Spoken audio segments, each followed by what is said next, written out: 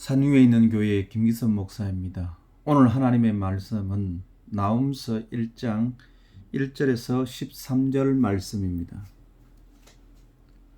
니느웨에 대한 경고 곧 엘고스 사람 나훔의 묵시의 글이라. 여호와는 질투하시며 보복하시는 하나님이시라.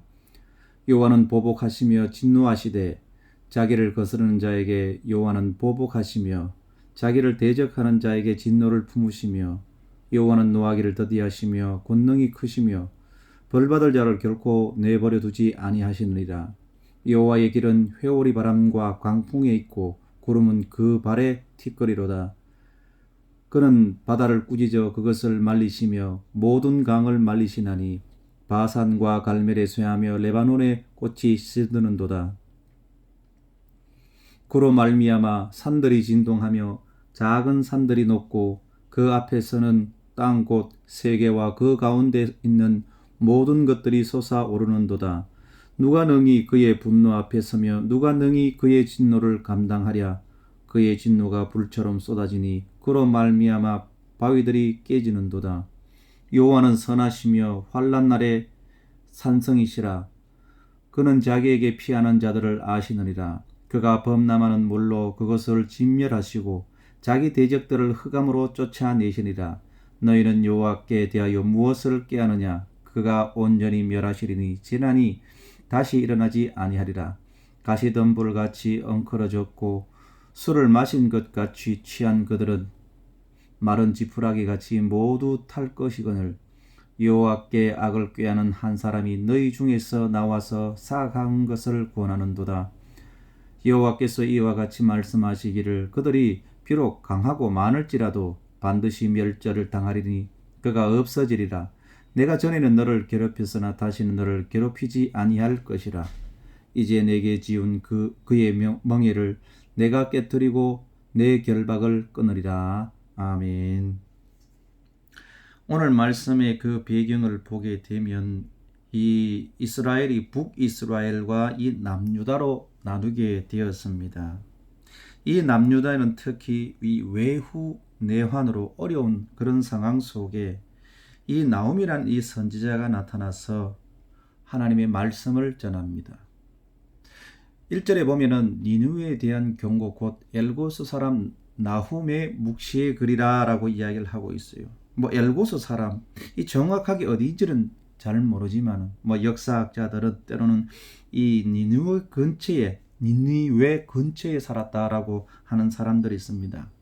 오늘 말씀을 유심히 살펴보면 니느웨에 대한 경고라 이야기를 하는 것은 즉 이 니느웨가 아수르의 수도였어요.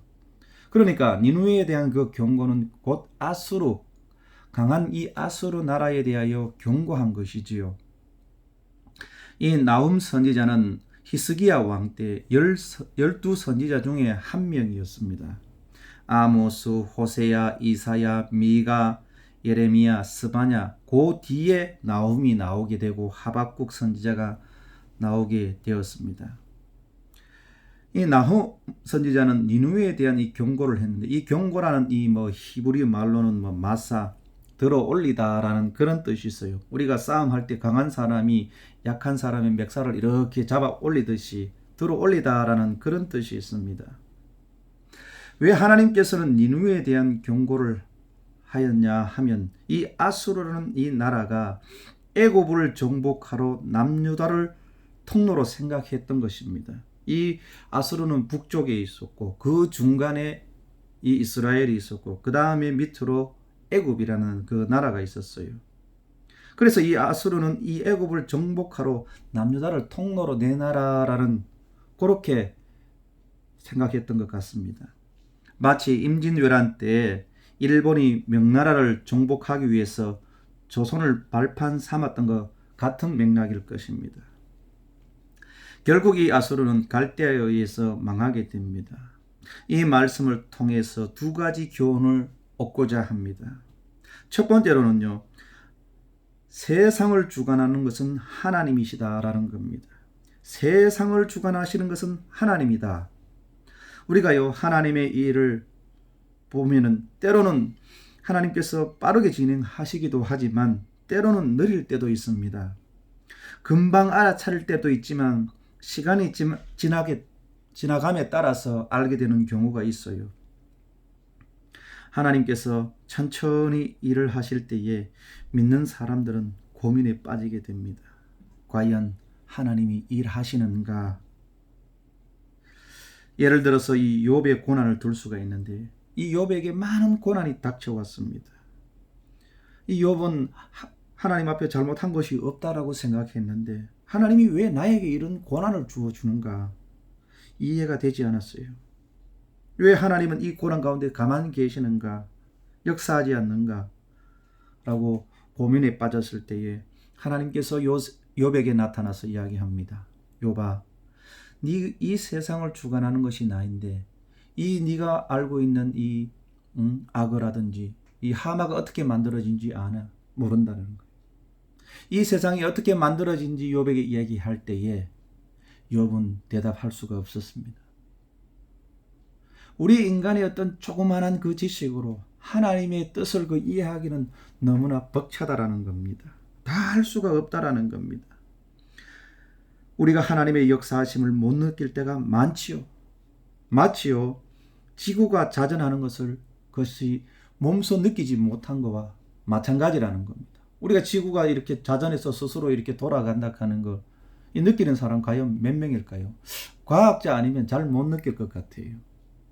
우리 평소에 일상생활하면서 지구가 돌고 있구나, 어지럽다, 조금 돌았으면 좋겠네, 그렇게 느끼는 사람이 없어요. 하나님도 마찬가지라는 거죠. 오늘 말씀에 하나님께서 경고를 하시는데 첫 번째는 이 강대국 이 아수르에게 경고를 하고, 이것이 확전이 되어서 남유다에게 다시 경고를 하십니다. 아수르야 원래 그렇다 치지만 이스라엘 백성들에게 왜 경고를 하셨느냐 이거죠. 우리 아이가 집에서 이 공부를 합니다. 학교에 갔다 와서 이렇게 공부를 하면 공부하는 것을 좀 봐줘요. 처음에는 이 아이가 학교 다니는 것이 신기하고 신비롭기도 하고 재밌기도 하고 이래서 많이 열심히 합니다. 처음 계획대로 참 열심히 합니다. 그런데 이 학교를 다니면서 그 다음에 동네 학원을 다니면서 이 동네 형들에게, 친구들에게 이 안 좋은 것을 자꾸 받아들이기 시작합니다. 그리고 또 재밌는 것도 받아들이기도 하고요. 처음에는 이게 욕인지도 모르고 배워옵니다. 이게 뭐야 하면서 알고 보면 욕인 거예요. 그리고 TV에서 보면은 허팝이라든지 자기들만의 재밌는 그런 프로그램이 있어요. 그걸 계속해서 봅니다. 그걸 보니까는요, 점점 손에서 책이 멀어지기 시작합니다. 이제는요, 공부를 안 하려고 그래요. 그랬어요. 얘야, 공부하기 싫으면 이제 아빠가 이제 안 가르쳐 줄 거야. 하니까는요, 그제서야 공부해야지 하면서 그래 이야기하는 모습을 보게 됐습니다. 이와 같이요, 이스라엘 백성들이 하나님의 은혜로서 출애굽을 합니다. 하나님의 역사하심에 감격을 하고, 그리고 하나님이 약속하신 가나안 땅으로 정착하게 되고, 그곳에 도착하였을 때는 에베네셀 도움의 돌에다 가서 기념비까지 세웁니다. 그런데 시간이 지나서 이 이스라엘 백성들이요, 세상의 것들이 점점 재밌기 시작합니다. 이 세상의 것이 점점 재밌기 시작하니까 서서히 율법책에 손 놓기 시작하고, 더 나아가 하나님과 멀어지기 시작합니다. 이제는 아예 대놓고요, 죄를 짓고요, 이 죄를 벗삼아 살아가기 시작했던 겁니다. 이 지경까지 이스라엘 백성들이 가게 된 것입니다. 나훔 선지자가 니느웨를 하나님께서 경고한다 하니까 들은 척 만척한 겁니다. 11절 말씀에 보면 이렇게 이야기를 합니다. 여호와께 악을 꾀하는 한 사람이 너희 중에 나와서 사악한 것을 권하는도다 라고 이야기를 합니다. 악을 꾀하는 자가 그 당시에 있었다라는 겁니다. 오늘 11절 말씀에 악을 꾀하는 사람이 너희 중에 나와서 사악한 것을 권하도다, 자꾸 악을 행하라 라고 하는 부추기는 사람이 있었다라는 거예요. 이 악이 어떤 것인지는 구체적으로 성경이 말하지는 않지만 성경 전체를 살펴보고 성경의 그 역사를 추측해 보면 대략 짐작이 갑니다. 하나님께서 이 소돔과 고모라를 불로 심판하신다라고 이야기를 했을 때 아브라함의 조카 롯은 거기서 반응을 처음엔 하진 않았습니다. 소돔과 고모라에 있던 사람들은요, 그거를 기뚱으로 여겼습니다. 무슨 불심판이 있겠냐? 하나님께서 여기 어떻게 심판하시겠느냐? 콧방귀를 꼈습니다. 노아의 그 물심판 때도 안 그랬습니까? 노아가 방주를 짓는다, 하나님께서 심판하신다 해도 사람들이요, 거기에서 아랑곳하지 않았습니다. 요즘 그런 것이 어디 있느냐? 하나님의 심판에 대한 그 감각이 없었던 거죠. 그러니 악을 더 행한 것입니다. 이와 같이 않았을까 생각을 해봅니다. 하나님이 세상을 주관하신다는 것을 망각한 채 말입니다. 두 번째로는요, 하나님은 사랑의 하나님이시다라고 말씀할 수가 있습니다. 2절에서 4절 말씀을 보면 이렇게 이야기합니다. 여호와는 질투하시며 보복하시는 하나님이시라. 여호와는 보복하시며 진노하시되 자기를 거스리는 자에게 여호와는 보복하시며 자기를 대적하는 자에게 진노를 품으시며 여호와는 노하기를 더디하시며 권능이 크시며 벌받은 자를 결코 내버려 두지 아니하시리라. 여호와의 길은 회오리 바람과 강풍이 있고 구름은 그 발의 티끌이로다. 그는 바다를 꾸짖어 그것을 말리시며 모든 강을 말리시나니 바산과 갈멜이 쇠하며 레바논의 꽃이 시드는 도다라고 말씀을 하고 있습니다. 우리가 일상적으로 하나님은 사랑의 하나님이시다라고 잘 알고 있습니다. 하나님의 사랑은 영원 무궁하시며 참 낮고 낮은 우리를 사랑하신 그 하나님의 사랑, 우리는 너무나 잘 알고 있습니다. 이 사랑이라는 이 단어가 참 따뜻한 단어예요. 그런데 오늘 말씀에 보면은 하나님께서 진노하신다라고 말씀하고 있습니다. 이전 말씀에 보면 여호와는 질투하시며 보복하시며 진노하시며 보복하시며 대적하는 자에게 진노를 품으신다라고 말씀을 하고 있어요. 이 사랑과 좀 정반대되는 그런 느낌의 그 단어라는 거죠.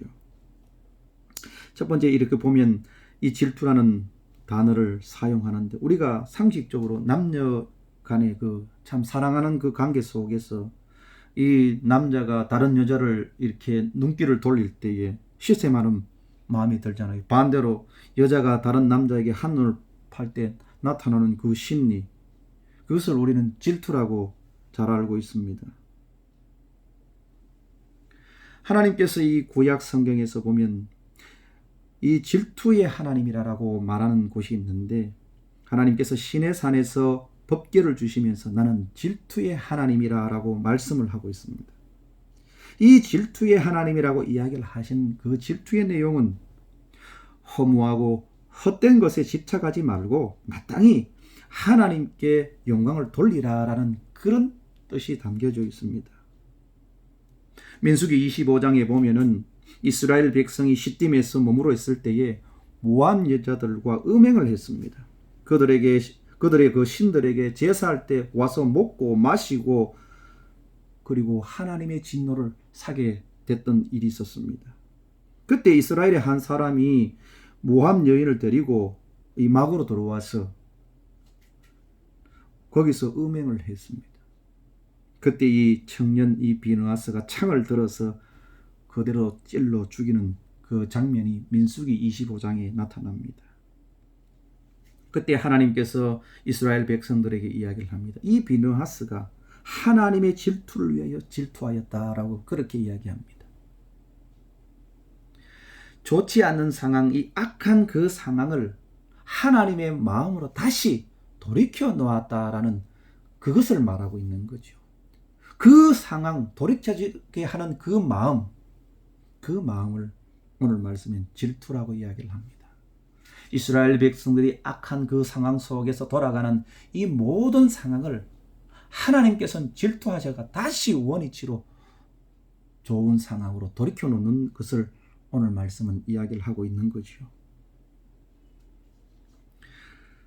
그러면서 하나님은 또 보복하시는 하나님이시다라는 거죠. 하나님이 왜 여기서 보복이라는 말을 썼느냐 하면, 하나님이 보복하실 때에는요, 하나님과 이스라엘 백성들 간의 그 언약이 깨졌을 때에 그때 하나님께서 보복을 하시는 겁니다. 그럼 왜 보복을 하시느냐? 이 언약이 깨지게 되면 사회에서 가장 약자층이 피해를 크게 입습니다. 하나님은 그것을 염두하셨던 거죠. 예를 들어서 법이 없다고 생각을 해봅시다. 무법천지예요. 가장 피해 있는 사람이 누구겠습니까? 힘 있는 사람입니까? 아니에요. 힘이 없고 가난하고 약자층에 있는 사람이 가장 피해를 많이 입습니다. 그때에 하나님께서는 보복하신다라고 이야기를 하시는 거죠. 마지막으로 이 진노의 말을 하고 있습니다. 진노라는 단어를 쓰고 있어요. 이 하나님께서 진노하신다. 하나님께서 성격에 막 화가 나가지고요, 진노하신다라는 거죠. 하나님께서 이 진노하시는 것은 성경에서 몇 군데를 찾아볼 수가 있는데, 사무엘하 24장 13절에서 15절 이렇게 보면은 다윗이요, 나라가 이제 이렇게 잘 돌아가고 있었어요. 다윗이 말년 때에 숫자를 한번 셌습니다. 아니, 나라의 그 숫자 백성이 얼마이고 군인이 몇 명이고 인구조사하는 것은 뭐 당연하다고 생각할 수 있는데, 이 단순한 상황을 넘어서서 이 숫자가 사람을 교만하게 만들었던 겁니다. 이것을 보시고 하나님께서 진노했다는, 화를 내셨다라는 겁니다. 그래서 다윗에게 이야기를 합니다. 야, 다윗아, 너 7년 동안 기근을 인할래? 아니면 원수의 석 달 동안 쫓기는 일을 할래? 아니면 4월 동안 전염병이 이 나라에 임하는 것을 선택할래? 라고 이야기를 했던 거죠. 하나님의 진노를 사는 행동을 이 다윗이 했던 겁니다. 신약 성경에 보면은요, 예수님께서 화를 내신 적이 있어요. 성전 정화를 위해서 화를 내신 적이 있어요. 예수님께서 성전에 들어갔는데, 아이고, 소를 파는 사람, 그리고 양을 파는 사람, 자판을 깔아놓고 물건을 파는 사람이 시장 장터하고 똑같이 만들어놨어요. 주님의 그 몸된 교회, 이 몸된 교회를 이런 행동을 하다니 예수님께서 화가 나셔가지고 채찍을 가지고 소를 때리면서 다 쫓아보냈습니다. 바울은 이런 교회, 주님의 이 몸된 교회를 표현을 하고 있어요. 거룩하다 이거지요. 잘 살펴야 된다 이거지요. 우리가 음식을 먹다, 식당에서 음식을 먹다가 그 음식에서 벌레, 머리카락 나오면 어떻습니까? 기겁을 합니다, 사람. 그래서 사장을 부르고 사진을 찍어서 SNS에 올리고 생난리를 지깁니다. 더러운 거 조그만 것 우리 몸에 들어가도 이런 반응을 일으키는 것처럼 예수님도 하나님의 그 성전에 대해서 이렇게 민감함을 가지게 됐던 거죠. 오늘 말씀에서 이스라엘 백성들에게 진노를 하신다라는 겁니다. 왜 하나님께서 이스라엘 백성들에게 진노를 하셨는가? 우리가 어릴 적에 부모님한테 혼날 때가 있습니다. 부모님이 혼을 내고 막 매로 때리면요, 울고 막 이야기를 합니다. 부모가 원망스럽고 부모를 미워하는 마음이 생겨요. 자기 아픈 것만 딱 생각합니다. 엄마 미워 하면서. 왜 이렇게 아프게 해요? 자기 아픈 것만 생각해. 그런데 성인이 되어서 부모님이 등짝을 한 대 탁 때리면요, 이 한 대 탁 때리는 순간 부모님한테 이야기합니다. 엄마, 나 한 대 더 때려줘. 정신 차리도록 더 한 대 더 때려줘. 그렇게 태도가 달라집니다. 그 매를 맞을 때에 부모님의 그 사랑을 느끼게 되는 거지요. 사람이 철이 든다라는 것은 부모의 마음을 이해하는 거예요. 신앙의 철이 드는 것은요, 하나님의 마음을 알아가는 거예요. 오늘 하나님의 말씀 속에 하나님께서 진노하시고 화내시는 이 장면 속에서 하나님의 사랑이 담겨져 있는 거죠. 하나님의 진노는 하나님의 사랑이라는 것을 오늘 이 말씀은 이야기하고 있다는 거죠. 이렇게 신앙이 철이 드는, 그리고 하나님의 마음을 알아가는 저와 여러분이 됐으면 좋겠습니다.